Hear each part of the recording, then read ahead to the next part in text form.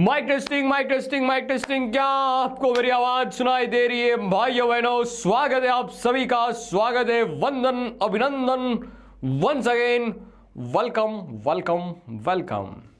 जी हाँ, hello everyone, this is Ravivan Raj. स्वागत करता हूं आप सभी का नेक्स्ट ओवर के शानदार प्लेटफॉर्म पे। बेटा क्लास 11th का पहला चैप्टर जिसका नाम है यूनिट्स एंड मेजरमेंट। यूनिट्स क्या होता है? तो सर कोई भी फिजिकल क्वांटिटी ले लीजिए, उसको डिफाइन करने के लिए, उसका रेफरेंस में अच्छे से नाप साइज लेने के लिए हम एक स्टैंडर्ड रेफरेंस लेते हैं जिसी को यूनिट कहा जाता है। Right sir. अब उसी के मेजरमेंट की बात करते हैं। इसी से बना हुआ चैप्टर यानी यूनिट्स एंड मेजरमेंट। सही मायनों में ये कोई चैप्टर नहीं है, ये नमक ये नमक है मेरे लाल, ये नमक है कि जो क्लास 11th के हर एक चैप्टर में आएगा, जो क्लास 12th के भी हर एक चैप्टर में घुसेगा। तो मेरे दोस्त ये नमक है, नमक। This is not a chapter, this is not a chapter, this is सब्जी में गिरने वाला नमक है कि जो हर किताब में, चाहे आप 12th ले लीजिए, चाहे आप क्लास 11th की कोई भी किताब उठा लीजिए, इसमें कोई भी चैप्टर का कोई भी कंसेप्ट पकड़ लीजिए, इन सभी में यूनिट एंड मेजरमेंट के कुछ कुछ छोटे छोटे कंसेप्ट यूज होंगे। जैसे कि इसका, इस फिजिकल क्वांटिटी का यूनिट क्या होगा, उसका डायमेंशन क्या होगा। The commonest question in class 11th and 12th। ठीक है, कॉमनेस्ट क्वेश्चन। ओके, आते ही पढ़ाने लगे सॉरी दोस्त, सॉरी दोस्त, आते ही पढ़ाने लगे। अरे सॉरी, तुम्हारा हालचाल लेना तो भूल ही गया बेटा। कैसे हो आप सभी लोग? आप सभी लोग कैसे हो बेटा? अच्छे हो, मस्त हो, स्वस्थ हो, कोई परेशानी? क्लास 10th का रिजल्ट आ चुका है। आशा करता हूँ, प्रार्थना करता हूँ कि आप सबका रिजल्ट बहुत अच्छा आया होगा, एक्सपेक्टेशन के आसपास आया होगा। अगर नहीं भी आया है तो कोई बात नहीं बेटा, क्लास 10th का रिजल्ट है, मायने ज़रूर रखता है। जैसे होता है ना कि अगर अच्छा रिजल्ट आ जाए, अच्छा रिजल्ट आ जाए तो लाइन तैयार रहती है, भगवान की कृपा, बहुत मेहनत की थी। मेरे टीचर्स को मैं धन्यवाद देना चाहता हूँ, मेरे पेरेंट्स को मैं शुक्रिया करना चाहता हूँ, उनको मैं, मतलब मेरे पेरेंट्स ने मुझे गाइड किया। ऐसा होता है ना, रुकना एक बार माइक सही से कर लेता हूँ। हाँ ठीक है। ऐसे क्या करते हैं पता है? ऐसे 10th में रिजल्ट अच्छा आया ना, तो ऐसे first of all I want to thank to my parents कि जिन्होंने मुझे मतलब पढ़ाया लिखाया, हर बार मुझे मदद की कि भाई तू दूसरे काम ना कर, तू पढ़ाई पे ध्यान दे। और मेरे गुरुजियों को, मेरे टीचर्स को मैं थैंक यू बोलना चाहता हूँ क्योंकि उन्होंने हर टाइम पे मुझे गाइड किया, मुझे मोटिवेट किया। कभी कभी मुझे डर लगता था कि मैं कर पाऊँगा, कर पाऊँगी कि नहीं कर पाऊँगी, तो मुझे मतलब हर टाइम पर मोटिवेट करते रहे मेरे टीचर्स। अगर अच्छा रिजल्ट आता है तो, और अगर रिजल्ट बिगड़ गया, अगर रिजल्ट बिगड़ जाता है तो क्या बोलते पता है? A single paper can not decide my future. Single paper can not decide my future. तो ये रहती है, लेकिन ठीक है, एक अच्छी बात है, एक अच्छी बात है कि पॉजिटिव सेंस में तो बोल रहा है बंदा। पॉजिटिव सेंस में अच्छा आया तब भी स्क्रिप्ट तैयार है, और बुरा है तब भी स्क्रिप्ट तैयार है। जो भी हो बढ़िया है। ठीक है, जीवन यहाँ पर खत्म नहीं होता। अच्छा आया, भरा बढ़िया है, आगे और भी अच्छा करना है। बुरा आया तो आगे और भी मौके मिलेंगे, वहां पर लड़ लेना बेटा। ये अंतिम लड़ाई नहीं है, ठीक है, ये अंतिम लड़ाई नहीं है। बहुत सारी लड़ाइयाँ कहीं और जीत लेंगे, कहीं और जीत लेंगे। हर जगह जीतना जरूरी भी नहीं है, कभी कभी हार भी जाना चाहिए। तो क्लास 10th में हार गए तो क्या हुआ, क्लास 11th में अच्छा करेंगे, क्लास 12th में अच्छा करेंगे। खैर, शुरुआत करते हैं आज के सेशन की, शुरुआत करते हैं आज के सेशन की। तो पहले हमने क्या पढ़ा था एक बार रिवाइज करवा देता हूं, ध्यान से सुनना। पिछले सेशन में हमने एप्लीकेशंस ऑफ डायमेंशनल एनालिसिस समझी थी। पहले किस किस को याद है बताओ, कौन कौन सी एप्लीकेशन पिछले सेशन में हमने पढ़ी थी? कौन कौन सी एप्लीकेशन हमने पिछले सेशन में पढ़ी थी? पहले हमने पढ़ा था N1U1 is equal to N2U2, convergence of units. याद है क्या? Convergence of unit, convergence of unit. और दूसरी एप्लीकेशन थी चेकिंग। चेकिंग किसकी? Checking dimensionally this equation is correct और not, dimensionally this equation is correct और नॉट। ठीक है, मैं अगर लिख दूं ये इक्वेशन, ध्यान से सुनना, S is equal to U into T, ये U है, U यानी इनिशियल वेलोसिटी। क्या ये इक्वेशन डायमेंशनली ट्रू है? क्या ये इक्वेशन डायमेंशनली ट्रू है?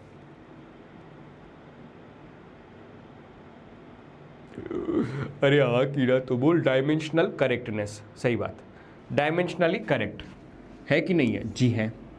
S is equal to half acceleration into T square, क्या ये डायमेंशनली करेक्ट है? हाँ हाँ हाँ, ये भी करेक्ट है। ओके, अगर लिख दूं s is equal to half की जगह पे 1/10 AT स्क्वायर, क्या ये डायमेंशनली करेक्ट है? जी है, लेकिन फिजिकली करेक्ट नहीं है। हाँ, ओहो, हाँ जी, ठीक है। तो ये एक बात याद रखना, यहां पर शकुनी मामा ने बताई थी क्या कि डायमेंशनली करेक्ट,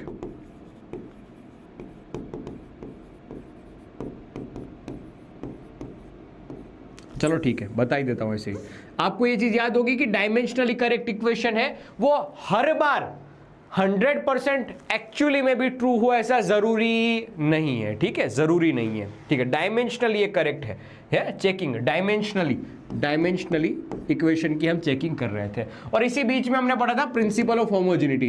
बेस्ट एग्जांपल इसका क्या था? बेस्ट एग्जांपल इसका क्या था? गधा प्लस गधा माइनस गधा इज इक्वल टू गधा। मतलब गधे में गधे को ऐड किया जाता है, गधे में से गधे को सब्सट्रैक्ट किया जाता है, और इज इक्वल टू करके भी जो टर्म मिलता है वो भी गधा ही मिलता है। मतलब सीधी सीधी सी बात है, अगर एक डब्बा है, डब्बे में कोई भी क्वांटिटी ऐड होती है या सब्सट्रैक्ट होती है, ठीक है, तो इन सभी का डायमेंशन सेम रहता है। इसी को कहते हैं principle of homogeneity. Principle of, अब बेटा बोलने में पेचीदा लग रहा है, लेकिन इसके ऊपर बेस्ड बहुत अच्छे क्वेश्चन किए थे हम, इसके ऊपर बेस्ड अच्छे अच्छे क्वेश्चन हमने किए थे पिछले सेशन में। बेटा ये पिछले सेशन मतलब कौन सा सेशन था?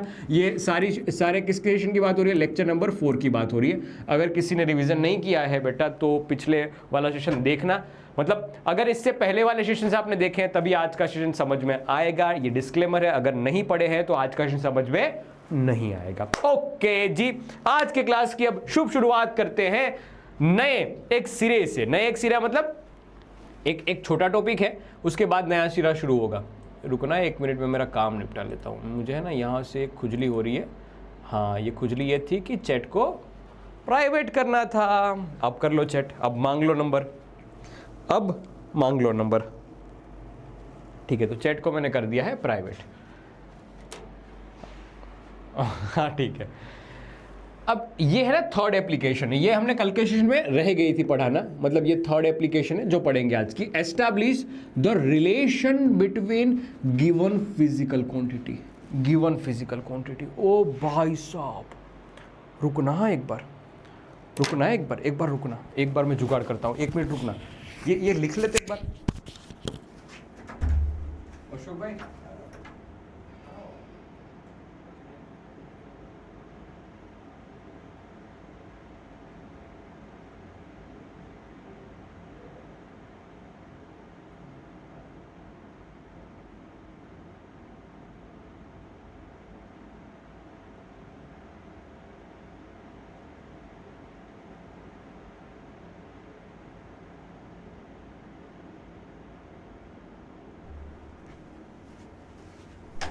गाइज, मैं एक यंत्र लेके आ चुका हूं आपके लिए, यंत्र पर मंत्र। ओके, देखना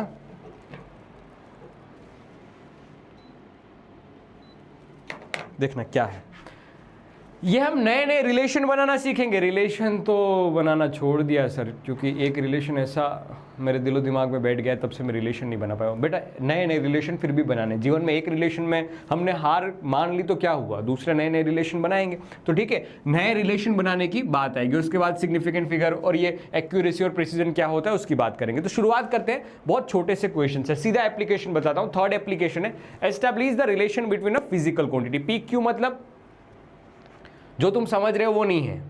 यहां पायल और करीना की बात नहीं हो रही है, या पंकज या करीना की बात नहीं हो रही है। दो फिजिकल क्वांटिटी के बीच का रिलेशन हमें बनाना है। जैसे कि आपने कभी देखा हो कोई लटकती चीज को, किसी से कहीं से लटकती हुई चीज को कभी देखा हो, जैसे कि ये रही वो लटकती हुई चीज। देखना ध्यान से इसके ऊपर देखना। मैं अगर यहां से इसको छोड़ रहा हूं तो वापस यहां तक आने में कोई समय लग रहा है। देखना ध्यान से, देख अगर यहां से छोड़ रहा हूं, किसको, चार्जर को, ये लटकी हुई चीज को मैं यहां से छोड़ रहा हूं, ध्यान से देख, ये मैंने यहां से छोड़ा, वापस आने में कुछ समय लगा। इस समय को ही कमबैक करने में समय लगा ना बेटा, समय को समय लगा कमबैक करने में, ठीक है। तो ये देख, जो समय लगा है ना उसी को टाइम पीरियड कहते हैं, उसी टाइम को टाइम पीरियड कहते हैं कि एक पीरियड, एक कंप्लीट एक रोटेशन करने में कितना समय लग गया, कितना टाइम लग गया, उसी को एक टाइम पीरियड कहते हैं, ठीक है। ओके, बढ़िया सर, बढ़िया। तो अब वही टाइम पीरियड का सस्ता पेंडुलम, हाँ इसको पेंडुलम कहते हैं, उसी का हम एक एग्जांपल समझने जा रहे हैं, उसी का रिलेशन एस्टैब्लिश करने जा रहे हैं, इस टाइम पीरियड की इक्वेशन निकालना चाह रहे हैं। देखना कि हम इसका टाइम पीरियड की इक्वेशन निकालना चाहते हैं। क्या निकालना चाहते हैं? टाइम पीरियड की इक्वेशन निकालना चाहते हैं। बाकी आने वाले चैप्टर्स में इसकी डेफिनेशन पढ़ेंगे, लेकिन अभी इक्वेशन निकालना सीखो। ये किस किस चीज़ों पे डिपेंड कर सकता है? मुझे ऐसा लगता है कि देखो ये चार्जर डट्टा जो है ना, ये डट्टे के मास पे ये चीज़ डिपेंड कर सकती है, ये डट्टे के मास पे ये चीज़ डिपेंड कर सकती है, ठीक है। तो मास पे ये चीज़ डिपेंड कर सकती है, ये मास लिखते जाना मेरे साथ साथ, ठीक है। फिर इस चार्जर की जो लेंथ थी बेटा, इस लेंथ पे भी डिपेंडेंसी हो सकती है, तो इस लेंथ पे भी डिपेंडेंसी हो सकती है, तो मैं यहाँ पर लेंथ से प्रोपोर्शनलिटी कर दूँ। और ये किस एक्सेलरेशन मतलब किस फील्ड में है, तो मैं बता सकता हूँ कि एक्सेलरेशन ड्यू टू ग्रेविटी वाले फील्ड में है, एक्सेलरेशन ड्यू टू ग्रेविटी वाले फील्ड में है। तो gravity, acceleration due to gravity यानी जी पे भी ये डिपेंड कर सकता है कि नहीं कर सकता है? क्या ये तीन मेजर चीजें हो सकती है? मेरे ख्याल से हो सकती है, ठीक है। तो मैं इनको कंबाइन रूप से लिखता हूं। ये वे मेथड समझना, आपको समझनी मेथड है बेटा, क्वेश्चन नहीं समझना। आपको क्या समझनी है? इसमें मेथड को समझना है अच्छे से। तो time period T is proportional to mass की पावर ए, मास की पावर ए, लेंथ की पावर बी और एक्सेलरेशन ड्यू टू ग्रेविटी की पावर सी। इतना लिखना सीखा, इतना लिखना सीखा। ओ जी बता बेटा, इतना लिखना सीखा? हाँ जी, लिखना सीख लिया, ओके। अब देखते जाना, time period T is equal to, यहां पर एक कांस्टेंट पुट कर देता हूं, कांस्टेंट को के बोल दीजिए, ये के डायमेंशनल लेस कांस्टेंट है, ठीक है। यहां पर डायमेंशन मैं यहां पर ले रहा हूं, डायमेंशन लेस कांस्टेंट है, ओके सर। फिर ये m की पावर a, l की पावर b और g की पावर c, ओके। अब ध्यान से देख, टाइम पीरियड यानी अब सबके डायमेंशन एक साथ लिखने। टाइम पीरियड यानी हुआ क्या बेटा? m0, l0, t की पावर 0, सबके डायमेंशन लिखने हैं, सबके डायमेंशन लिखने हैं। k का तो कोई डायमेंशन है नहीं। मास का डायमेंशन m1 होता है, इसकी पावर कितनी है? उसकी पावर है a जितनी। मास है बेटा, मास, तो मास की पावर a। ध्यान, अरे बेटा मेथड समझना, एक बार समझाऊंगा, बार बार ऐसे क्वेश्चन करने को दूंगा तुम्हें भी और मैं भी करवाऊंगा, ठीक है। एक बार अच्छे से समझ ले, एक बार ताजा ताजा ताजा ताजा। आजा यहां पर, आजा यहां पर। देखो लेंथ यानी L1 होगा। कमेंट सेक्शन में फटाक से मुझे ये बताइए, acceleration due to gravity G का डायमेंशनल फॉर्मूला क्या होगा? फटाक से बताओ, इस जी का डायमेंशनल फॉर्मूला क्या होगा? बता बेटा, फटाक से बता, फटाक से बता, फटाक से बता। यही तुम्हारी गलती है, तुम पहली बार में बताते नहीं हो।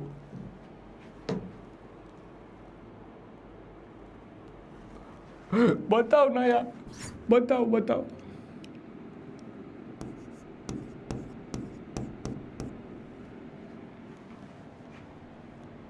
अरे अभी तो सिखा रहा हूं दोस्त, सिखा रहा हूं। L t की पावर -1 बहुत बार किया हुआ है, बहुत बार किया हुआ है। एक्सेलरेशन ड्यू टू ग्रेविटी यानी L1 मीटर पर सेकंड स्क्वायर, सेकंड स्क्वायर मतलब -2। अभी भी बता रहा हूं, पिछले सेशन जिसने नहीं देखे हैं उसको आज का सेशन समझ में जरा भी नहीं आएगा। ओके, डायमेंशनल लेस कौन गधा बोल रहा है बेटा? भाविका,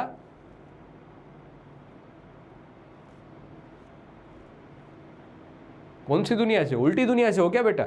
डायमेंशनल लेस कैसे हो सकता है एक्सेलरेशन ड्यू टू ग्रेविटी? वो एक्सेलरेशन है, एक्सेलरेशन चेंज इन वेलोसिटी पर टाइम, मीटर पर सेकंड स्क्वायर, मीटर पर सेकंड स्क्वायर, पर है इसलिए माइनस साइन के साथ आया।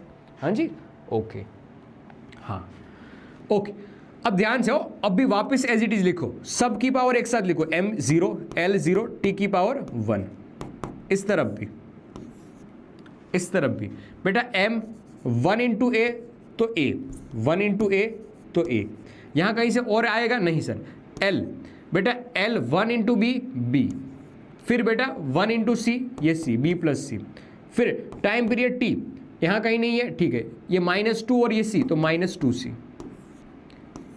अब क्या करना है? On comparing,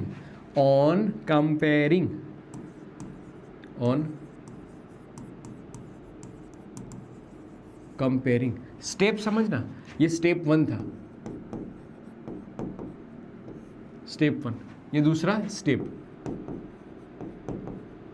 step 2 on comparing. बेटा m का m के साथ कंपैरिजन किया तो यहां पर 0 है, यहां पर a है, तो a की पावर 0, l को l के साथ कंपैरिजन किया, पावर 0, यहां पर b plus C is equal to 0, तो b plus C is equal to 0। t का t के साथ कंपैरिजन किया तो यहां पर t की पावर 1, t की पावर माइनस 2c, तो 1 is equal to minus 2c, तो c इज इक्वल टू लूसी माइनस, ओ क्या हुआ, तो c is equal to minus 1/2। अगर c की वैल्यू बेटा माइनस 1/2 है तो ये वैल्यू जैसे ही सब्स्टिट्यूट करेंगे हम इस इक्वेशन में तो b की वैल्यू हो जाएगी प्लस में 1/2। ठीक है, so you will get equation a is equal to 0, b is equal to 1/2 और c is equal to minus 1/2। अब इसी सारे इक्वेशन को मैं यहां से जोड़ता हूं, ध्यान से देखना, तो we will get equation constant k, mass की पावर मास की पावर a है, इस a की पावर 0 हो जाएगी। ठीक है, लेंथ l की पावर b है, b की वैल्यू 1/2 है तो 1/2 लिख लेंगे। फिर acceleration due to gravity g की वैल्यू c है, c की वैल्यू आई माइनस 1/2। ओके सर, तो जिसकी भी पावर 0 होती है बेटा उसकी वैल्यू हो जाती है 1, लिखने की जरूरत नहीं है। और अंडर रूट में l ऐसे लिख लेंगे क्योंकि पावर 1/2 है, g यानी नेगेटिव में पावर है, डिनोमिनेटर में आ जाएगा, और माइनस 1/2 तो 1/2 नेगेटिव साइन की वजह से नीचे आ गया और 1/2 तो रूट में लिख लेंगे। ठीक है, तो इक्वेशन ऐसी आई, time period is equal to k under root में l/g। अब प्रैक्टिकली, ठीक है, यहां पर लिखना प्रैक्टिकली, कोई पूछेगा कैसे आया, मुझे नहीं पता बेटा, प्रैक्टिकली एक एक्सपेरिमेंट करके, मतलब बहुत सारे एक्सपेरिमेंट, बहुत सारे डेटा वगैरह वगैरह सर्च करके ये बताते हैं कि k की वैल्यू 2π के इक्वल आती है, तो k time period t is equal to 2π under root l/g। लो लीजिए बेटा, ये क्वेश्चन आपने बहुत बार सुनी होगी, आज मैंने आपके सामने डिराइव भी कर दी, अच्छे से एक बार देखो।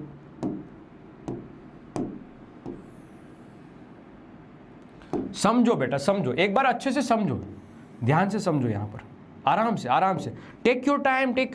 ये ऐसी चीज नहीं है कि एक बार में समझ में आ जाएगी, नहीं, प्रोसेस करेगा, दिमाग में एक बार बैठना चाहिए। क्या किया, वापस समझाता हूं। हमें एक इक्वेशन बनानी है। अब क्वेश्चन में ही पूछ लिया, क्वेश्चन कैसे पूछेंगे मैं बताता हूं, लेकिन पहले समझो क्या है। एक रस्सी से बंधा हुआ एक बोब, इसको बोल कहेंगे या बोब कहेंगे, ये ऐसे मोशन कर रहा है, ठीक है, इस मोशन को ओसिलेशन कहा जाता है। ठीक है, जहां से ये शुरू करता है वहां पर वापस आने के लिए जो समय लगता है उस समय को टाइम पीरियड कहते हैं। तो उस टाइम पीरियड की इक्वेशन हमें डिराइव करनी थी। तो पहले सोचा, मेजॉरिटी केस समझा ही रहा हूं, री एक्सप्लेन ही कर रहा हूं, रिपीट ही कर रहा हूं, ध्यान तो तू दे। हाँ, तो बताया या पूछा गया है, ज्यादातर ये चीज दी गई होती है, ये यहां पर जितना भी मैंने समझाया वो सब दिया गया होता है। ओके, तो ये टाइम पीरियड किस किस चीज पे डिपेंड कर रहा है, जो कि बता दिया, मास पे डिपेंड कर रहा है, ये लेंथ पे डिपेंड कर रहा है, ये acceleration due to gravity G पे डिपेंड कर रहा है। हाँ जी, ओके, ठीक है। अब हमने स्टेप 1 किया, स्टेप 1 में क्या है कि भाई ये सब पे डिपेंड कर रहा है। अब कितनी पावर पे डिपेंड कर रहा है हमें क्या पता, हो सकता है वो ग्रेविटी के स्क्वायर पे डिपेंड कर रहा हो, हाँ, हो सकता है ऐसा। तो हमने लिखा time period is proportional to mass की पावर फलाना, एल की पावर ढिकना और जी की पावर व्हाटएवर। तो हमने ऐसे ही लिख लिया, रैंडम लिख लिया भाई। अब प्रोपोर्शनलिटी के साथ डील करना थोड़ा मुश्किल रहता है, तो गंदी सी साइन को हटाने के लिए हमने कांस्टेंट इंट्रोड्यूस कर दिया, जिस कांस्टेंट को हम डायमेंशनल लेस कांस्टेंट के कहते हैं। ठीक है, के का कोई डायमेंशन नहीं है तो रहने दिया, बाकी सब के डायमेंशन एक बार हरे हरे अक्षरों से लिख दिए। ओके, ठीक है। फिर सबका डायमेंशन हमने इक्वल किया, एम का एज इट इज लिख दिया, एल का समेशन करके लिख दिया, सी का समेशन करके लिख दिया, फिर कंपेयर कर लिया। दूसरे स्टेप में क्या कर दिया हमने, सबको कंपेयर कर दिया, एम का कंपैरिजन किया है, ठीक है, यहां पर फिर एल का कंपैरिजन किया है और फिर टी का कंपैरिजन किया है, सब पावर लिख दी और वापस वही इक्वेशन को यहां पर सब्स्टिट्यूट कर दिया और आंसर निकाल दिया, बस खत्म हुआ है कहानी। ध्यान से देख लीजिए, ध्यान से देख लीजिए। अब इस क्वेश्चन को कैसे किताबों में पूछा जाता है, तो किताबों में ऐसे पूछा जाता है, ध्यान से देखो किताबों में इस क्वेश्चन को कैसे पूछते हैं, तो ऐसे पूछते हैं मेरे लाल, ध्यान से पढ़ो, ध्यान से पढ़ो। ये एनसीईआरटी है और दिल्ली 2024 में पूछा गया था क्वेश्चन। देखो देखो क्या वो पेड़ है चद्दर ओढ़े या खड़ा कहीं।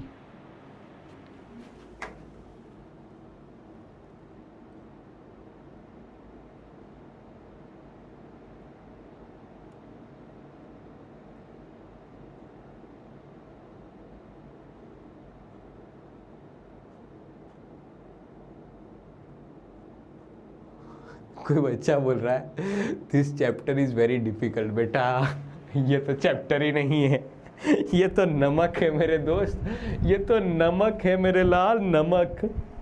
ये तो चैप्टर ही नहीं है, अभी तो तुमने इसकी फिजिक्स की सब्जी खाई नहीं है।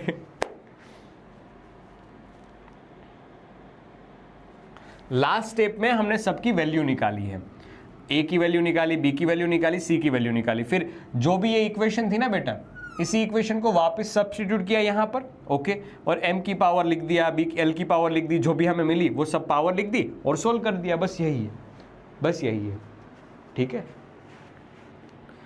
अरे अरे दोस्तों देखो, कोई भी नई चीज़ करते हैं तो शुरुआत में डर लगता है। देखो कई लोग को बोलेंगे ना कि दुनिया की सबसे खूबसूरत चीज़ क्या है, दुनिया की सबसे खूबसूरत चीज़ क्या है, सबसे बढ़िया चीज़ क्या है। कोई बड़े बड़े इंसानों को बोलेगा ना, मतलब फिलोसोफर को, तो बोलेंगे शादी। शादी अलग एक्साइटमेंट होता है, अलग चीज़, क्योंकि उसके बाद दुनिया बदलने वाली है, लड़की की भी और लड़के की भी, दोनों की दुनिया बदलने वाली होती है, दोनों की दुनिया बदलने वाली होती है। यही होता है ना, यही मतलब पूछना अपने मम्मी पापा से या फिर कहीं से, मतलब पेरेंट्स से, या कोई बड़े बड़े लोग होते तो क्या बोलते, भाई कौन सी चीज़ है वो दुनिया में सबसे बड़ी है, या बड़ी मतलब ऐसे कि जो एकदम चेंजिंग है, एकदम लाइफ चेंजिंग वगैरह वगैरह है, तो बोलेंगे शादी कर लो, शादी डिफिकल्ट है, शादी ये चीज़ है, शादी वो है, मतलब शादी के बारे में बात करते हैं। तो क्या शादी इतनी अच्छी चीज़ है, शादी इतनी एक्साइटिंग चीज़ है, तो क्या शादी करने से डर नहीं लगता है? लगता है, डर तो सबको लगता है। पूछो अपने तीनों भैया से, अपने तीनों भैया से पूछो, डर लगता है कि नहीं लगता है शादी करने से? तो डर तो सबको लगता है, राइट।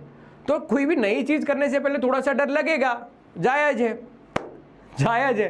तो अभी लगने दो ना डर, कितना डर आएगा बेटा, कितना डर आएगा। और मैं तो तुम्हें ये बोलता हूँ दोस्त, अभी थोड़ी देर मैं भी तुम्हें डरा रहा हूँ, अभी एक चैप्टर ख़त्म होने दो, इसके बाद जैसे ये चैप्टर और इसके बाद बेसिक मैथमेटिक्स ये ख़त्म होने दो, उसके बाद मैं तुम्हें बताऊँगा क्या कि ये फिजिक्स एक्चुअल में शुरू नहीं हुई है, फिजिक्स अभी शुरुआत होने में है, अभी हुआ नहीं है, अभी फिजिक्स शुरू हुआ नहीं है, होगा शुरू, तब मैं ये चीज़ बताऊंगा तुम्हें क्या कि फिजिक्स से नहीं है डरना, क्योंकि आपके साथ है मास्टर रविवंद्रा।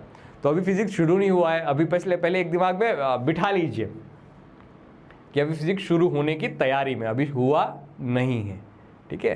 हाँ, अभी 15 दिन ऐसे ही चलेंगे। चलो ठीक है। b प्लस सी बेटा, यहां से यहां देखो L1 देखो ना ध्यान से, यहां पर L1 इंटू बी, तो LB, फिर यहां पर कंपैरिजन करो। लो एक स्टेप बढ़ा देता हूं, जिसको इस स्टेप में समझ कंफ्यूजन आया ना वो बता देता हूं। देखो M1 तो बेटा 1 इंटू ए, 1 इंटू ए MA, फिर L 1 इंटू B, फिर यहां पर L 1 इंटू C तो C, फिर ये T माइनस 2C। अब देखो ना यहाँ पर L कॉमन है, ये बेस कॉमन है, तो पावर में समेशन किया जाएगा, तो MA लिख दिया, L की पावर B प्लस C कर दी और T की पावर -2 कर दी। लो बेटा, इतनी सी बात के लिए तुम घबरा रहे थे बेटा, इतनी सी बात के लिए तुम घबरा रहे थे, बस खुश नहीं बेटा। डर मुझे भी लगता है, इसलिए मेरी शादी नहीं हुई अब तक। हाँ, डर मुझे भी लगता है। चलो आगे आ जाओ। तो ये क्वेश्चन एक बार देख लेना अच्छे से, बस वही सारी चीज़ बताइए। देखो मास पे डिपेंड कर रहा है, लेंथ पे डिपेंड कर रहा है, एक्सेलरेशन ड्यू टू ग्रेविटी पे डिपेंड कर रहा है, वो सारी सेम टू सेम चीज़ आई है। ओके, एक और अच्छा क्वेश्चन है, ध्यान से सुनना। एक और अच्छा क्वेश्चन है कि इफ फोर्स, एक्सेलरेशन और टाइम t, अगर इसको हम पसंद करते हैं, इसको हम चूज करते हैं as a fundamental quantities, then find the dimensions of energy. तो हमें क्या लिखना चाहिए पता है? देखो देखो देखो देखो ध्यान से, देख ध्यान से, एनर्जी का ई लिखो। एनर्जी किस किस चीज पे डिपेंड कर रही है? एनर्जी डिपेंड कर रही है, एनर्जी डिपेंड कर रही है फोर्स पे, तो फोर्स यानी एफ। एनर्जी डिपेंड कर रही है एक्सेलरेशन, एक्सेलरेशन यानी ए, और टाइम पीरियड टी, तो टाइम पीरियड टी यानी टी। अब हमें पावर का कोई भी रिलेशन पता नहीं है, ठीक है, पावर का कोई भी रिलेशन पता नहीं है बेटा, कंपेयर करना है, यहां से कंपेयर करना है। देखो ये m की पावर 0, तो यहां पर m की पावर a है, तो 0 और a, तो a 0 हो जाएगा। l का कंपैरिजन करो बेटा, l और ये l, तो b plus C is equal to 0 हो जाएगा, हो गया। t कंपैरिजन करो तो t की पावर 1, यहाँ t की पावर -2c, कहाँ था ये c है ना, हाँ c, -2c, बस कंपैरिजन करो, खत्म। ओके हाँ, देखो अब अपने क्वेश्चन पे आते हैं।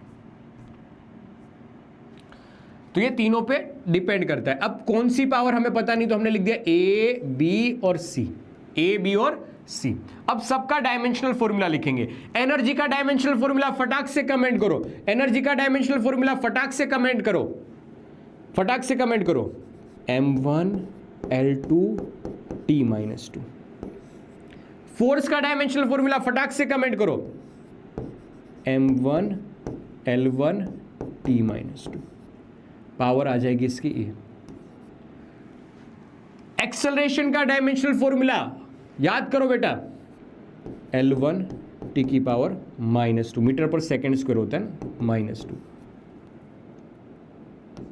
देख लो ये फटाक से आप डिराइव भी कर सकते हो, ऐसा जरूरी नहीं है कि हर बार सीधा फॉर्मूला याद आ जाए, नहीं, डिराइव भी कर सकते हो। यहां पर आ जाएगी पावर सी, ठीक है, ओके। नहीं याद तो याद रख लेना, एनर्जी का याद रहना जरूरी है, फोर्स का याद रहना जरूरी है, बाकी सब तो डिराइव करते जाएंगे। ओके, अब देखो मैं सिंप्लीफाई करता जा रहा हूं, तो जैसे m1 L2 T की पावर -2, इस तरफ कंपैरिजन करता हूं, तो ध्यान से देखना, m1 इंटू ए, m1 इंटू ए तो a, फिर ये L1 इंटू ए तो a, T -2 इंटू ए तो -2a। सेम यहां पर देखते जाना, L1 इंटू बी तो b, T -2 और b तो ये -2, और T 1 इंटू सी तो ये c। बढ़िया है। अब सबको कंपेयर करो, जैसे कि यहां पर m पावर कितनी आएगी, ध्यान से देख, तो m कितनी बार है, एक, और एक ही बार है, तो ये m की पावर a लिख दिया। l कितनी बार है, ध्यान से देख, l कितनी बार है बेटा, l की पावर एक बार a आया, एक बार b आया, और बस b यही है, तो a plus B. t time period की बात हो रही है, टाइम की बात हो रही है, तो ये -2a बचा हुआ सारा का सारा, -2a -2b और प्लस करके ये c, ठीक है ना, टाइम ही है ना ये, हाँ टाइम ही है। और राइट साइड क्या बनेगा, राइट साइड फॉर्मूला बनेगा ऐसा कुछ, राइट साइड डायमेंशनल फॉर्मूला ऐसे लिखेंगे, m1 L2 T की पावर -2। अब स्टेप नंबर 2, ये पहला स्टेप था कि जहां पर हमने सबका डायमेंशन लिखा एक बार अच्छे से। अब कंपेयर करना है, अब कंपेयर करना है। स्टेप 2 में क्या करना है बेटा, कंपेयर करना है। कंपेयर करने पे तुम जब जैसे ही m का कंपैरिजन करोगे तो तुम्हें सारी चीज पता चलती जाएगी। जैसे कि m का कंपैरिजन किया तो यहां पर m की पावर a है, यहां पर 1 है, तो सीधा सीधा पता चल रहा है कि a इज इक्वल टू 1 होगा। लीजिए बेटा, पहला डेटा पता चल गया आपको, पहला डेटा पता चल गया। फिर l की पावर 2, यहां पर l की पावर a प्लस b, तो l का जैसे ही कंपैरिजन करते हैं, so we will get a plus b is equal to 2। अब बेटा a की वैल्यू तो पहले से पता है कि 1 है, तो 1 plus b is equal to 2, तो b की वैल्यू भी आ गई 1, b की वैल्यू भी आ गई 1। ओके सर, अब t का कंपैरिजन करते हैं, ध्यान से देखो t का, तो यहां पर t इज इक्वल टू -2, और यहां पर इतना भद्दा सा टर्म है, लेकिन लिखना तो पड़ेगा ना, लिखना तो पड़ेगा। ध्यान से देख, तो ये -2a -2b और प्लस करके c इज इक्वल टू लिख लिया हमने -2, इज इक्वल टू करके -2। अब ध्यान से देखते जा, 2a, a की वैल्यू 1, तो ये -2 एज इट इज, b की वैल्यू भी 1, तो ये -2 एज इट इज, प्लस करके c, वो हमें निकालना था -2 उस तरफ जाएगा तो इसको मार देगा, और ये -2 उस तरफ जाएगा तो प्लस हो जाएगा, तो c की वैल्यू 2 आई, c की वैल्यू 2 आई। ओ भाई साहब, बस हो गया अपना काम। Force energy E equal to, force की पावर कितनी थी, a की वैल्यू कितनी है 1, तो F1। फिर आया एक्सेलरेशन, एक्सेलरेशन की पावर कितनी है b की वैल्यू कितनी आई 1, तो ये 1, और टी टाइम पीरियड या टाइम की वैल्यू है, टाइम की पावर है सी की वैल्यू कितनी है 2, तो F1 A1 टी की पावर 2। क्या ये सही आ रहा है? आपका भी यही आया, आपका भी यही आया, मैच किया कि नहीं किया, मैच किया कि नहीं किया। अब तुम्हें ये डिफिकल्ट लग रहे हो तो इसको वापस एक बार देखना, अगर तुम्हें समझ में आ गया तो तुम्हारे लिए मैं बहुत सारे अभी क्वेश्चन देने वाला हूँ, मतलब बहुत सारे ऐसे कि जो क्वेश्चंस पूछे गए हैं वो क्वेश्चंस देने वाला हूँ। सेम ही टाइप के हैं लेकिन बार बार ऐसे क्वेश्चन पूछे जाते हैं, बार बार ऐसे क्वेश्चन पूछे जाते हैं। आया समझ में कि नहीं आया? ये नीट में आया हुआ क्वेश्चन है, ये नीट में आया हुआ क्वेश्चन है, ठीक है। बिन्नी शर्मा बेटा तुम पढ़ते क्यों नहीं हो, एक बच्चा बोल रहा है क्या पता है कि सर ये के की जगह 2 पाई क्या आया। बेटा देख, हरे हरे अक्षरों से, हल्कू कलर के अक्षरों से मैंने लिखा है practically, I don't know, practically ये चीज मिली है, मैं क्या करूं। हाँ, अभी मैं तुम्हें झूला लाल से ऐसे ऐसे घुमाते हुआ दिखाऊंगा तो नहीं कि देखो ये ऑब्जर्वेशन किया है, एक्सपेरिमेंट किया, नहीं बेटा, प्रैक्टिकली ये चीज मिली है, मान ले। अभी हम उस चीज पे नहीं जा रहे, कैसे मिला, प्रैक्टिकली मिला, k = 2 पाई। हाँ, अब कोई मिल गया तो उसके पीछे का रीजन क्यों ढूंढ रहा है? जब वो छोड़ के गई थी बेटा तब रीजन पूछा था तूने, ये रीजन बताया था तुझे, नहीं ना? तो अब कोई मिला है तो स्वीकार कर लो उसका, k की वैल्यू 2 पाई है बेटा। हाँ, बस यही बात है कि यहां से मैं मार नहीं सकता बेटा, पता है, यहां से मैं मार नहीं सकता हूं तुम्हें।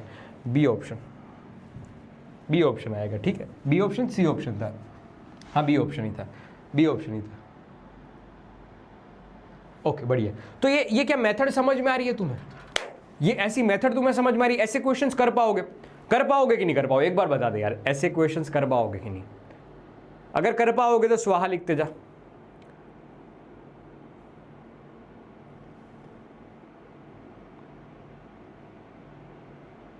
गलत वैल्यू काई की है भाई, सही आया है, कैलकुलेशन भी चेक कर लो, हाँ सही है, सॉल्यूशन भी चेक कर सकते हो।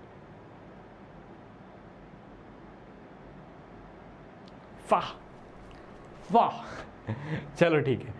तो एक क्वेश्चन ये होमवर्क में दे रहा हूं, ठीक है, एक क्वेश्चन और होमवर्क में दे रहा हूं, इसलिए मैं इसके, हालांकि आप पीसीपी सोल्व करोगे तो ऐसे क्वेश्चन आपको मिलेंगे ही मिलेंगे, लेकिन मैं इसलिए अलग से भी लाया हूं, स्लाइड में भी लाया हूं, क्योंकि ऐसे क्वेश्चन तुम्हारी स्कूल में दिखाई देंगे। लिख के दे दूं बेटा, लिख के, ऐसे क्वेश्चन तुम्हें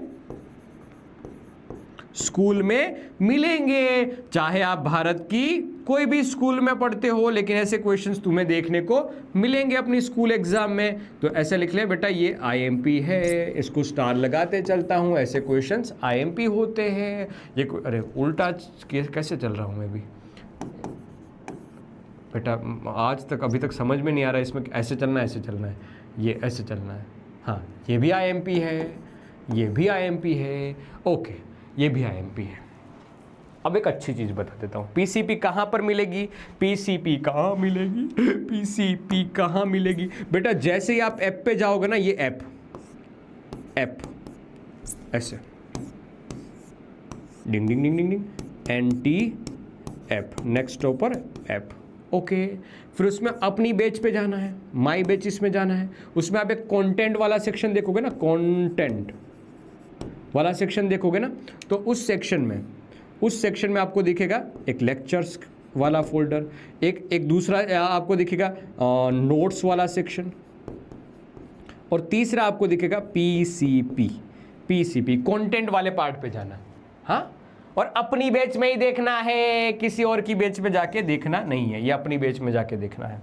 ओके बढ़िया, आ जाओ।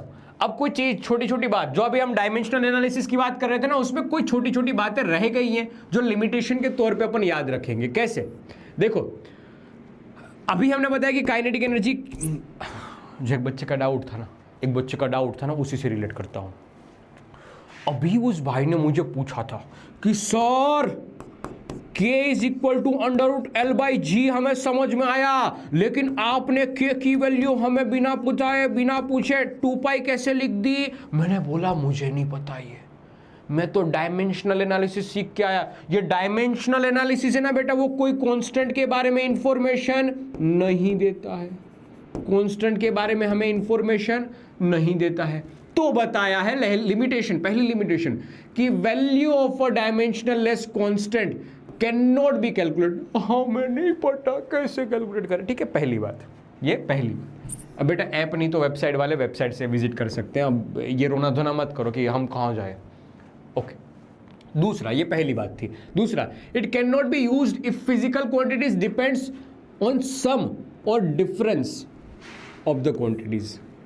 मतलब की ध्यान से सुनना, अगर ऐसी इक्वेशन है v is equal to U T, ठीक है सर, ये डिराइव कर सकते हैं।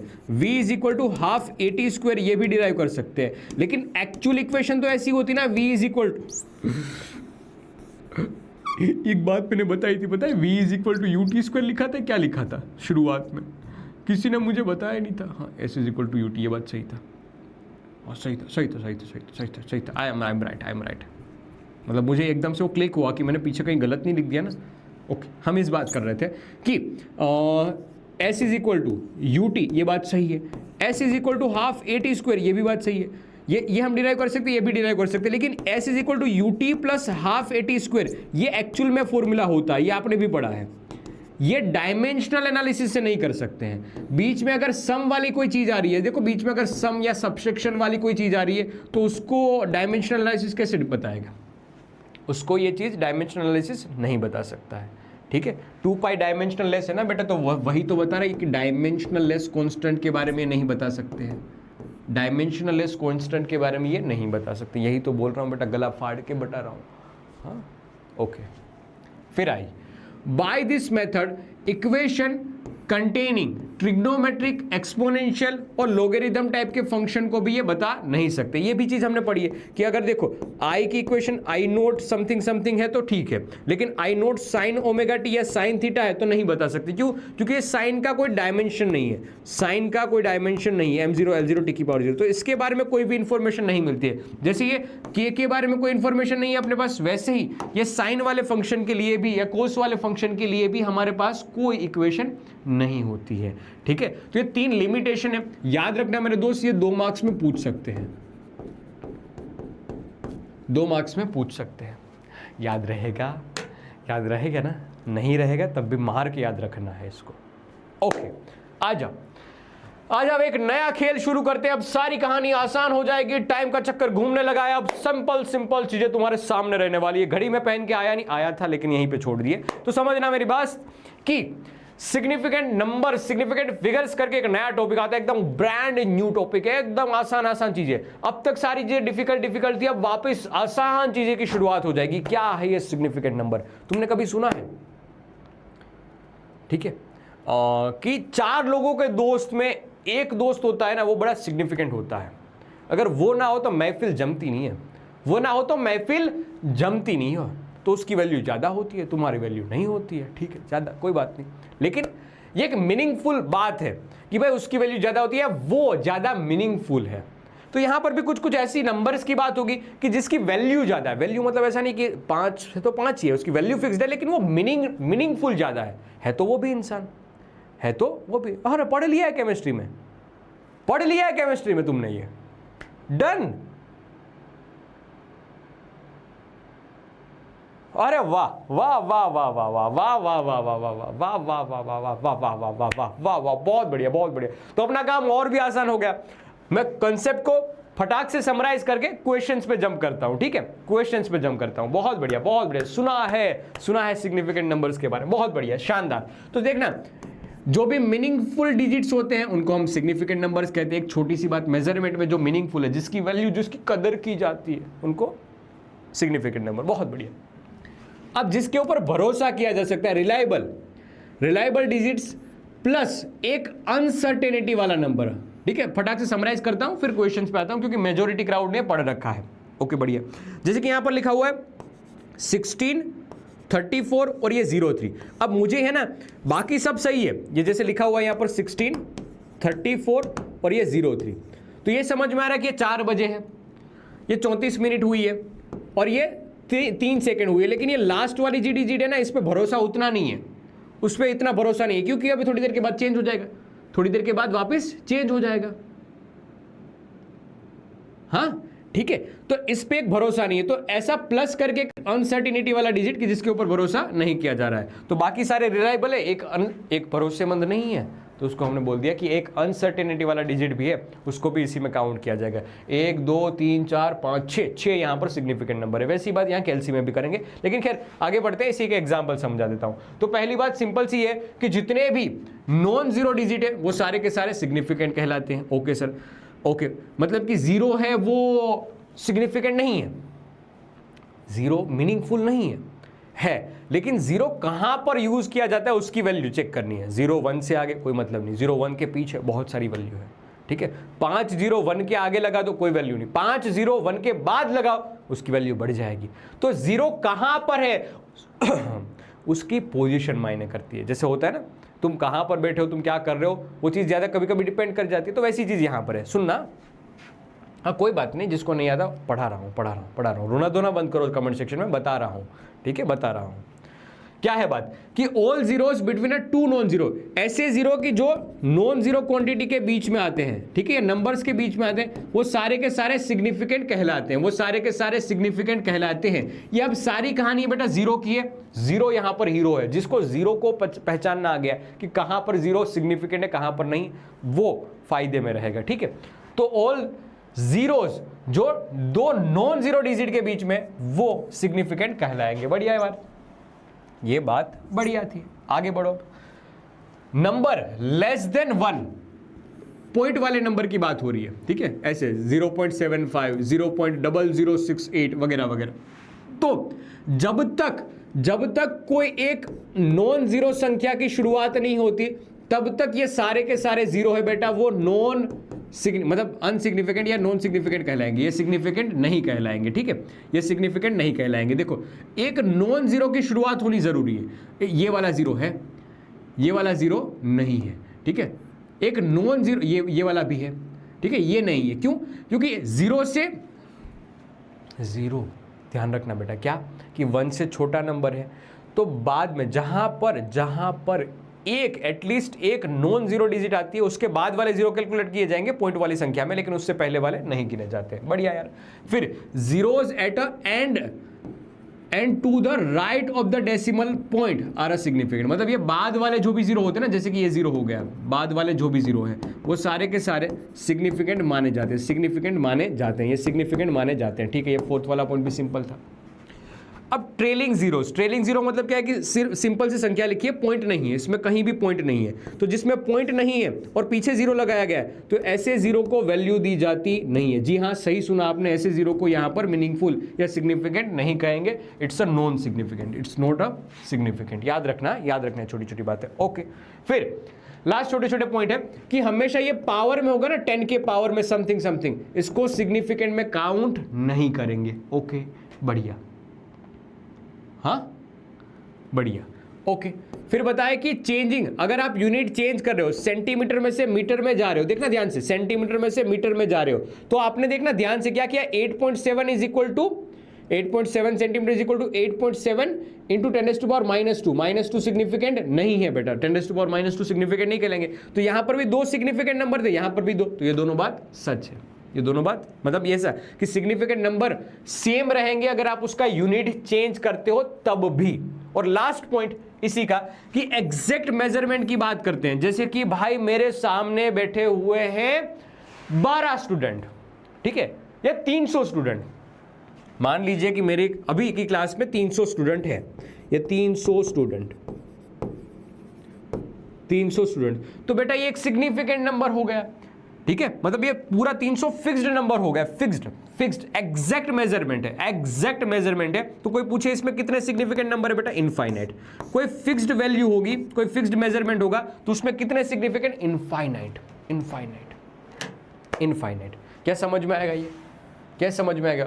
कोई बताए बेटा कितने के लिए, कितने आदमी थे, 2 आदमी थे, खत्म बात, 2 फिक्स। अब 2 में काट के थोड़ी बताओगे, कितने आदमी थे, 2, बात खत्म हुई बेटा। तो इसमें इनफाइनाइट सिग्निफिकेंट नंबर बोलेंगे। अब बढ़िया, अब देखो आ जाओ सीधे क्वेश्चंस पे। हमें आइडेंटिफाई करना है कि इसमें कितने कितने सिग्निफिकेंट नंबर है। आप आगे ABCD लिखना और फिर बताना। हमें आइडेंटिफाई करना है कि इसमें कितने सिग्निफिकेंट नंबर है। बताओ फटाक से, A में कितने सिग्निफिकेंट नंबर है, फटाक से बताओ, फटाक से बताओ। देखे जरा किसमें कितना है दम, जम के रखना कदम ओ मेरे साथिया। आजा आजा आजा आजा। कोई बात नहीं, नोट्स वापस डाउनलोड कर लेना फिर बता देना, ठीक है। तो सर देखो ये नॉन जीरो के बीच में काउंट किया जाएगा, ये पॉइंट के पीछे है इसलिए काउंट किया जाएगा, साथ साथ लोज भी याद करते रहना इसलिए याद रहे, ठीक है। 4 सिग्निफिकेंट नंबर है इसमें। अब बी की बारी, बताओ बी में, बताओ बी में। सर 1 0 0, अरे भाई 0 क्या है, दूसरे वाले में बताओ, दूसरे वाले में बताओ, दूसरे वाले में। पहले वाले में 0, पहले वाले में 4 सही है, दूसरे वाले में बताओ, दूसरे वाले में भी 4। आगे ABCD लिखा करो वरना पता नहीं चलेगा कि तुम सही हो गलत हो। यहाँ पर भी सेम बेटा, ये भी काउंट किया जाएगा, ये भी काउंट किया जाएगा, क्योंकि पॉइंट आ रहा है ना, ठीक है सर पॉइंट आ रहा है, तो ये भी लिखेंगे बेटा। कितने हो गए, 4 सिग्निफिकेंट नंबर। अगेन बेटा देखो ये 0 पॉइंट है, लेकिन मतलब शुरुआत ही नहीं 0 से हो रही है बेटा, शुरुआत वाले काउंट नहीं किए जाएंगे, शुरुआत वाले काउंट नहीं किए जाएंगे। तो ये दो सिग्निफिकेंट नंबर, ठीक है, ओके। फिर देखो ध्यान से, ये गिना जाएगा क्योंकि इसके बीच में है, नॉन जीरो के बीच में, ये भी गिना जाएगा, ये भी गिना जाएगा। नो, हमें जीरो को ही कैलकुलेट करना है, बाकी सारे तो है ही है सिग्निफिकेंट, ये भी है और ये भी है। पॉइंट के पीछे वाला है इस वजह से, पॉइंट के बाद के हैं इसलिए इस वजह से कैलकुलेट किए जाएंगे। तो 1 2 3 4 5 6 सिग्निफिकेंट नंबर है, हाँ 6 सिग्निफिकेंट नंबर, ओके। 950 में क्या होगा, ई वाले में बताओ, ई में ई और एफ आप बताओ, ई और एफ आप बताओ, ई और एफ आप बताओ।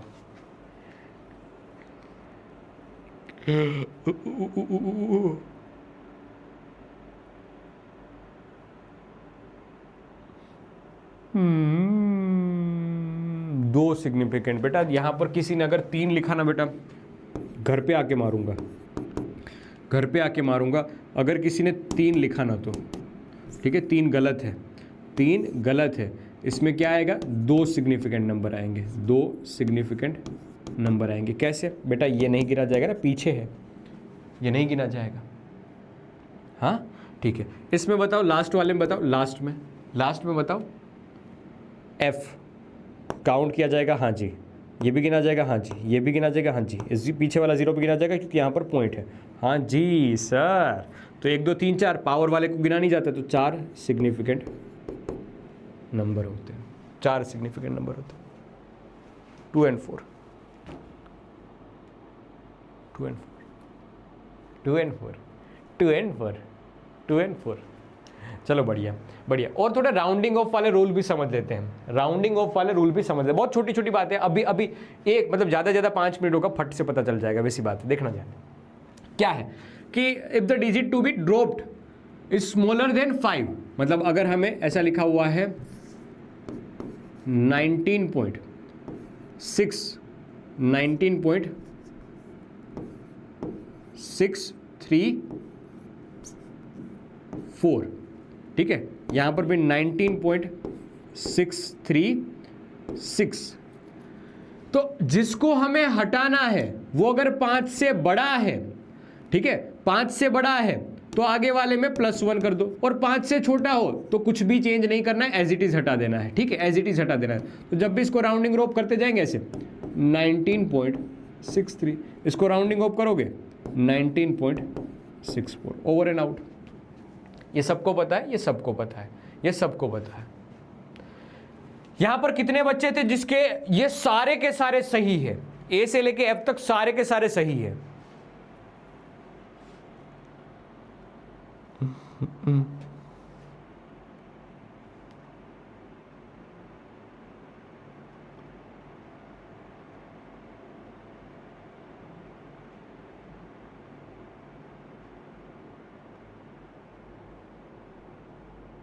बहुत बढ़िया, बहुत बढ़िया, बहुत बढ़िया, वाह वाह वाह वाह वाह वाह वाह वाह वाह वाह वाह। वाह, बाकी मेजोरिटी 5 वाले भी है कि जिसके 5 सही है। बहुत बढ़िया, बहुत बढ़िया, बहुत बढ़िया, बहुत बढ़िया, बहुत बढ़िया, बहुत बढ़िया।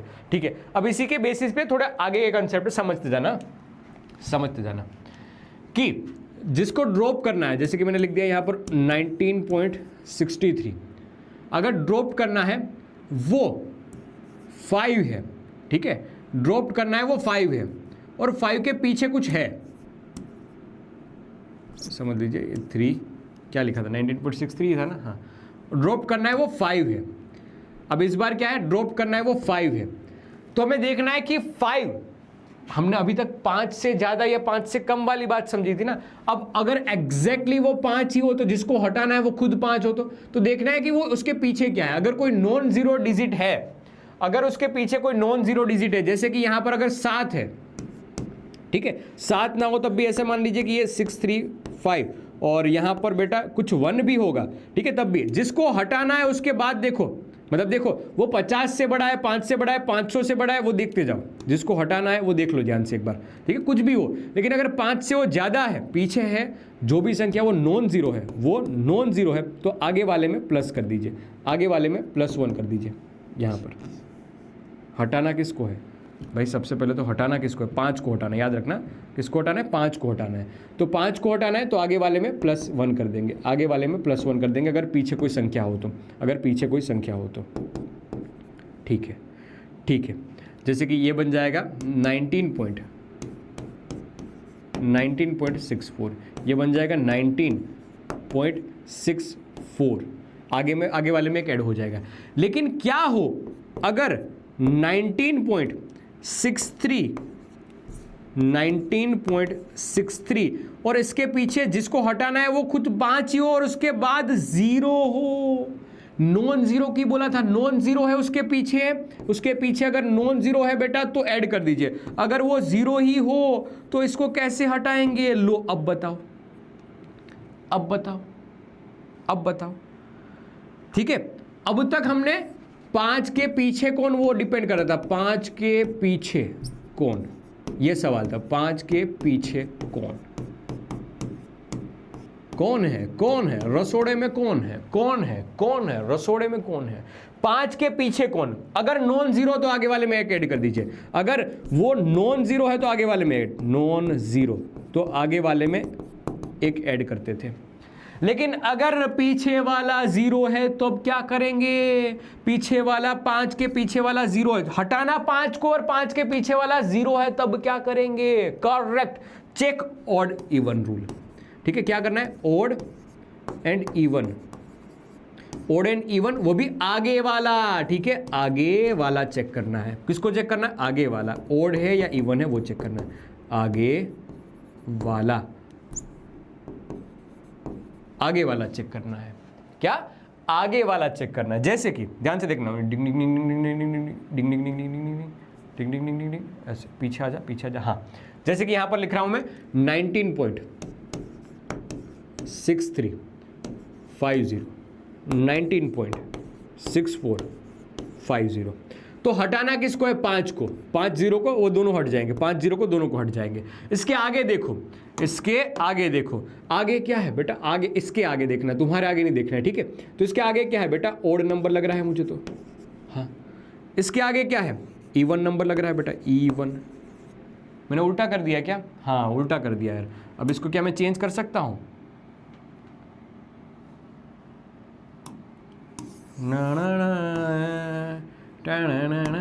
यही तो खास बात है दिगराज सर वाले बोर्ड में, कि आप किसी को भी कहाँ से भी पकड़ के, अरे भाई अभी तो तारीफ की, क्यों आबरू ऐसा कर रहा है बेटा, एक बार टिक कर लेता हूँ, हाँ हो गया। अब देखना ध्यान से, यही तो खास बात होती है दिगराज सर वाले बोर्ड में, कि कहीं से भी किसी को भी पकड़ के देखो, ऊपर या नीचे कर दो, कोई फर्क नहीं पड़ता। हो गया ना, ओड इवन सही, हाँ जी। तो इवन हो तो कोई भी चेंजेस नहीं बेटा, ओड हो तो आगे वाले में एक को ऐड कर देना है, इवन में कोई चेंजेस नहीं, ओड हो तो आगे वाले में एक को ऐड कर देना है। तो ये 19.6, कुछ भी चेंज नहीं बेटा, 4, और यहाँ पर 19.64, ये अब बन गया 4 है बेटा, ये 9 नहीं है, ठीक है।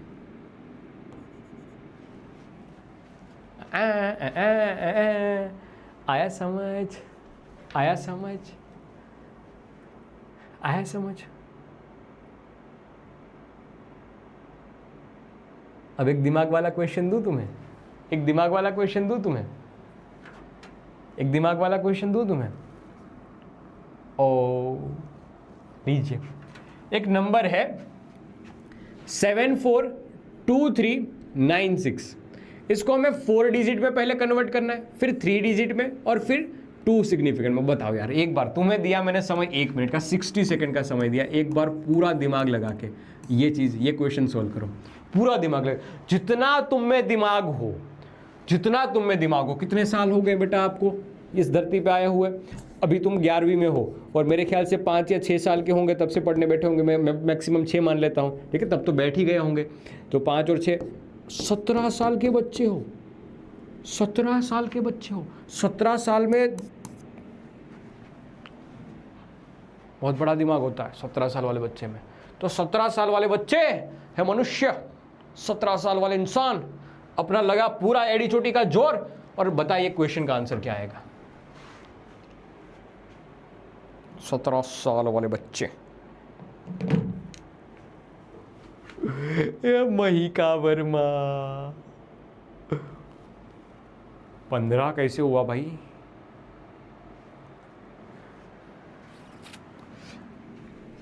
क्या हुआ? 742396। ओके, इसको 4 डिजिट में ले जाना है।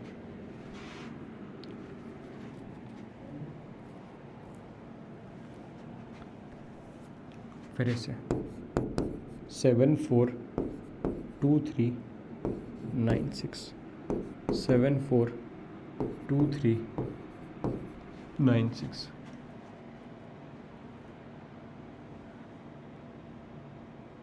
यार तुम, दिमाग तो है तुम में, मुझे लगा कि तुम नहीं कर पाओगे, लेकिन तुमने कर लिया, तुमने कर लिया। You achieved, you achieved.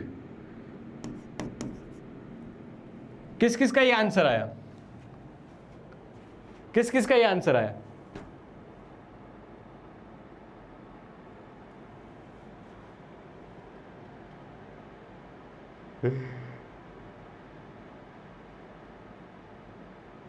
अनमोल बेटा गुड, अनमोल गुड बेटा। तुम पहला ऐसा बंदा दिखा है जो सही में सही हो। तू सही में अनमोल है, अनमोल।